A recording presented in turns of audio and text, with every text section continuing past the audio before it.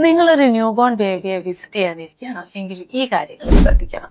നമ്മൾ കുഞ്ഞിനെ ടച്ച് ചെയ്യാനോ ഹോൾഡ് ചെയ്യാനോ ഉദ്ദേശിക്കുന്നുണ്ടെങ്കിൽ always wash your hands before holding the baby. അതുപോലെ തന്നെ നമ്മൾ എപ്പോഴും നമ്മളുടെ വിസിറ്റ് ഷോർട്ട് ആൻഡ് സ്വീറ്റ് ആക്കാൻ വേണ്ടിയിട്ട് നോക്കണം. അവർ ഓൾറെഡി ഓവർവെൽഡ് ആയിരിക്കും, ടയേർഡ് ആയിരിക്കും, സ്ലീപ്ലെസ് നൈറ്റ്സ് ആയിരിക്കും, ഗസ്റ്റ് മാറി മാറി വരുന്നത് കൊണ്ട് പ്രോപ്പർ റെസ്റ്റോ കാര്യങ്ങളോ ഒന്നും കിട്ടിയിട്ടുണ്ടാവില്ല.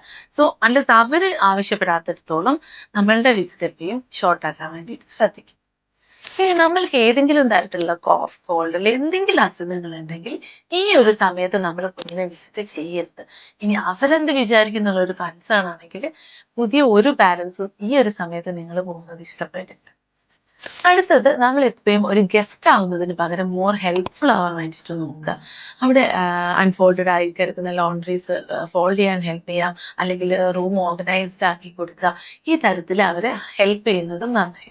ഇനി ഏറ്റവും ഇമ്പോർട്ടൻ്റ് ആയിട്ടുള്ളത്, അവിടെ പോയിട്ട് തടിച്ചു മെലിഞ്ഞു, ബേബിയുടെ വയറത്ത് ഒട്ടിക്കിടക്കുന്നത്, അതല്ലെങ്കിൽ ബ്രസ്റ്റ് മിൽക്ക് ആണോ ഫോമുലയാണോ കൊടുക്കുന്നത്, ബ്രസ്റ്റ് മിൽക്ക് കുറവാണോ തുടങ്ങിയ ക്വസ്റ്റ്യൻസിന് പകരം ഹാപ്പി ആണോ, എങ്ങനെ പോകുന്നു മദർഹുഡ്, എന്ത് സപ്പോർട്ടാണ് ഞങ്ങൾ ചെയ്യേണ്ടത് പോലെയുള്ള ക്വസ്റ്റ്യൻസിലേക്ക് അപ്ഗ്രേഡ് ചെയ്യുക.